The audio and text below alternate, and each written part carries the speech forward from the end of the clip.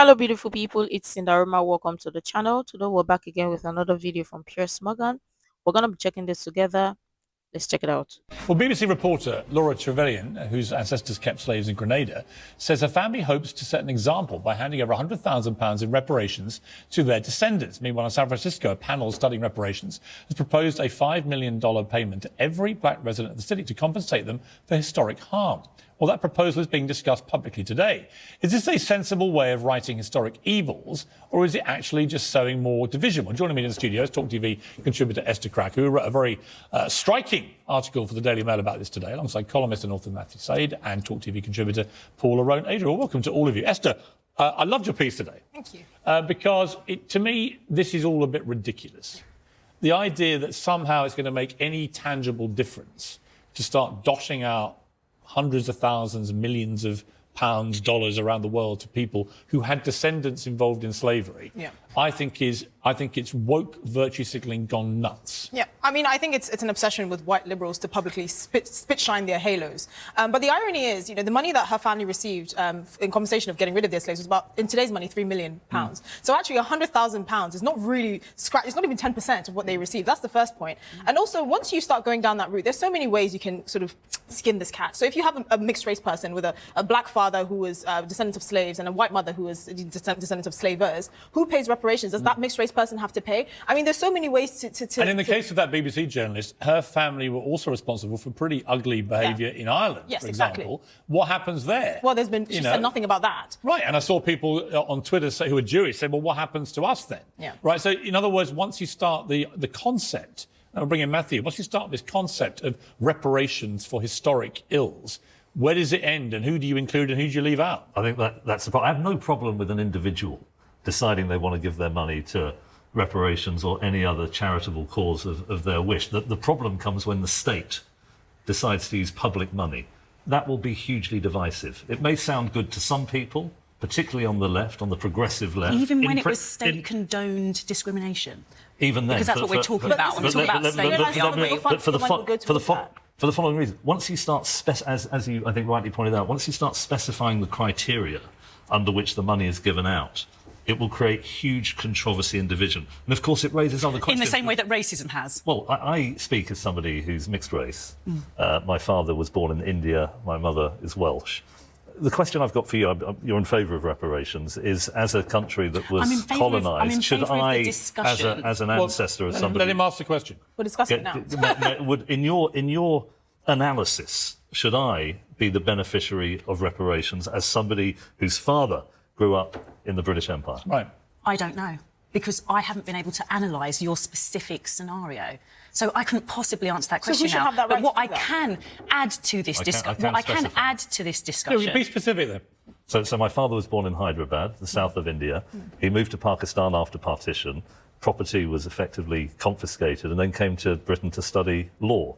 I'm his son. I may have been wealthier had that not happened. Okay, so I can give you more details. So do you not think that the opportunity should be there for that land to be returned to your family? I think in the same way that we had the Marshall Plan. Where's the starting point? In the same way that we've had the Marshall Plan, in the same way that the slave owners were paid for the loss of their slaves. What about the people that were victims of a Norman conquest? The British government has only just finished paying that debt off in 2015. In the same way that the American government took responsibility and made reparations to the Native Americans. Paula, how is it going to help? The Japanese who were interned during World War II. But you can say, OK, but this is what we're talking about.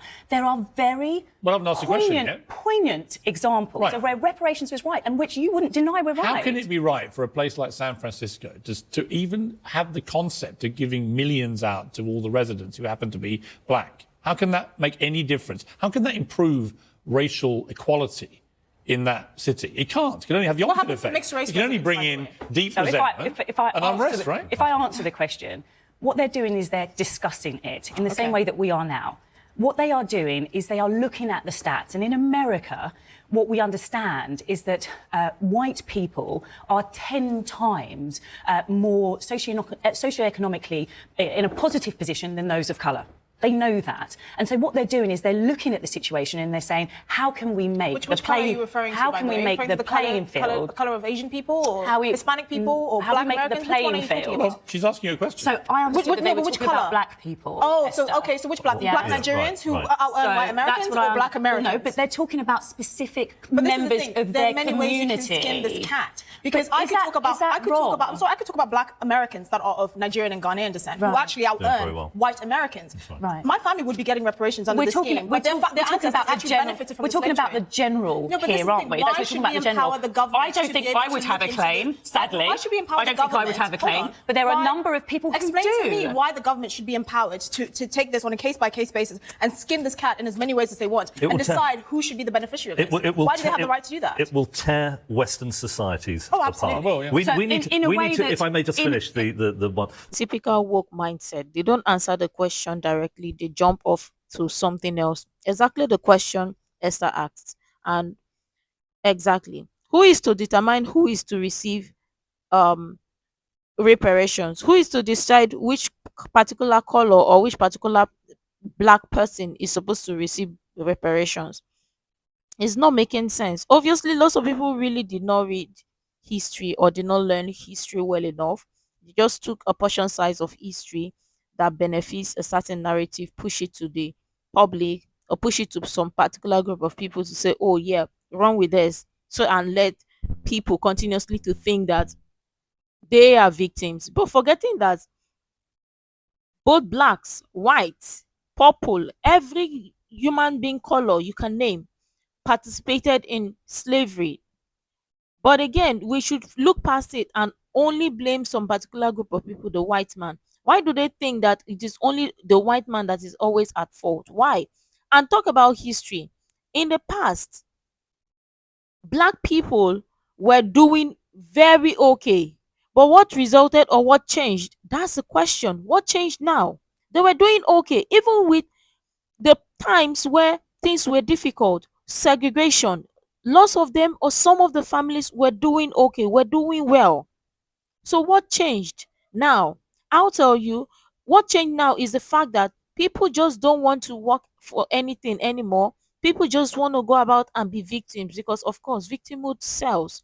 It's honestly not making sense because if you keep running around to think or complain to be the victim, that's only what you're gonna see. If I may just finish the one, if we need to get to a situation which Martin Luther King articulated brilliantly in the mid-60s, where people are judged on the content of their character rather than the pigmentation of their skin. It isn't a level playing field. That is an ideal that doesn't exist, you ask for Matthew. criteria. Well, as you rightly pointed out, white working class people in this country are some of the poorest demographics. How are they going to feel about richer descendants of black Africans getting reparations? But also, I've got... It's absolutely Paula, toxic. let me just jump in. I mean, you do notice that I haven't had the opportunity in the same way that the others have to I have a fully wider respond. point generally, which is about this sort of constant drumbeat now to make people atone for the sins of centuries ago. Right. I think it is completely regressive to do this. We've surely got to move in the way society has moved. There isn't slavery, anything like the way there was hundreds of years ago. How has society moved in terms of that level playing field?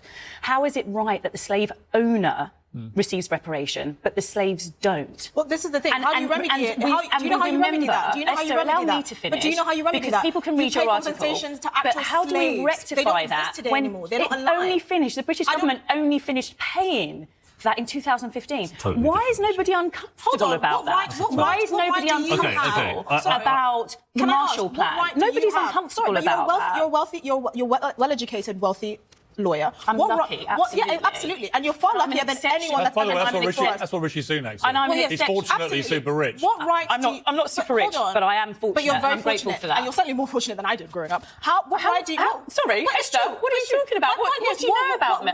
Esther, what do you know Don't about my talk over life? each other. Esther, right do wait, you let have? Esther speak. What What right do do you you know have about my life? as a privileged, wealthy, well-educated woman? What right do you have for reparations for something that you never experienced? I can't even claim that. No one can claim that. But Esther, I have just said said to you, I don't think I would have a claim. And there are many people who wouldn't have a claim. What about So, but that doesn't mean, because I don't have an opportunity, that I shouldn't stop others from having an opportunity. What about you wouldn't have said that to a Native American May I person. ask, what about... You wouldn't have said that Paula? to a Jewish Yes, I would. person. Let Matthew You speak. wouldn't have Yes, I said, would. you wouldn't have said that to one of a Japanese. What about black Americans who are the descendants of slaves who are now billionaires? What about them? Well, would they be eligible for your reparations? It's not my reparations. Well, your argument, let me rephrase it, your argument in favour of them. It's my conversation about people having the opportunity to. Do you think they should get it? Do I? They probably not. And who should pay it? Oh, so it'd be Because means tested? It could possibly be, absolutely. who should pay it? There are options. mixed race people and it's pay it? about that discussion, and that's exactly what's happening at the moment. There's a discussion that's ongoing about how it's going to happen and how it Yeah, would but I work. don't agree with any in of the it. same way that Yeah, you would but have a discussion Paula, I don't about agree. positive But discrimination. Paula, In to the be same cl- way you but would have a Paula, discussion Paula, about levelling the playing field. Some stage, that's a discussion where someone can actually discuss something with you, which involves you stopping talking for a second. I have a strong view about this, that none of it seems right to me. That making people pay today for the sins of centuries ago, I think is completely ridiculous. And I think what kind of society, particularly the cost of living crisis, So do we coming give out of the a money- pandemic, suddenly is dishing out billions So do the slave- in do the slave reparations owners- to people who had no personal experience of The it. British government had to take a loan out to pay the slave owners. Do we get that money back? Who's we? complete- Why don't Why don't you you guys just- Do the government who's- get that who's money we? back? What do you think Martin Luther King would say? Do Oh, the let me ask you a question. government- I mean, when I ask a question, no one wants to answer. Well, it. actually, the I'm asking you a question. slave owners were paid me ask you a question first. for the loss of their slaves. That was in 1837. And the government Right. only finished paying it off in 2015. Should Fine. the British government get that money back? Look, I have a different question for you, which is this. What would Martin Luther King say if he was still with us about this concept? I don't know. He would think it's ridiculous. What do you think he would say? He was a man who Because wanted that suits unity. your- He wanted But unity. Who doesn't And you want know- unity? And this will be the most That's divisive suggesting thing. that I don't want unity. Think back I'm to not the suggesting that it's divisive. in I'm the suggesting that we 1960s, talk about the All right, options the available. Nation of Islam, run by Elijah Muhammad, Malcolm X, Muhammad Ali, they wanted a separate homeland for black Americans within the borders of the United States. They were completely against the integrationist agenda of Martin Luther King. And had they won that argument, it would have been the most retrograde step for America and the West. Completely This agree is with you, going down Matthew. precisely the same trajectory. It is going to stir racial division. It will destroy the fabric of the United States. We've got to get And in past the this. meantime, those who haven't been able to overcome, those who have been held back, you are saying to them, quiet. No, I'm saying let's create a fairer society. Okay, so A soci- how do we do that, Matthew? Well, that is what How the- do we that create a is- fairer society? That is what politics is all about. you Make know an what's argument, ironic? You know stand what? for Parliament. That's tomorrow night's show.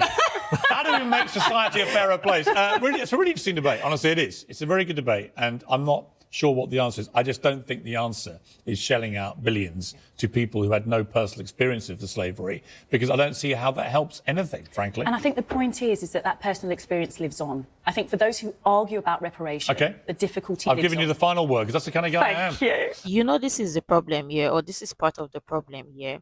They just want to create lifelong victims and people to continuously think like victims. Because look at it.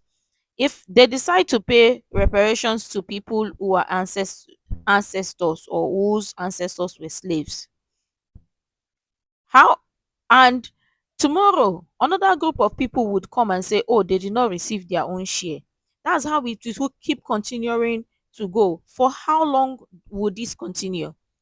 Rather than creating a fair opportunity for people, people just want to create lifelong victims where they can cage and control them and tell them, oh, think about something that happened to your ancestors in the past. But what is even crazy is the fact that people are telling you what to think and telling you what to do and telling you to continuously dwell in the past rather than focus on your future and do better.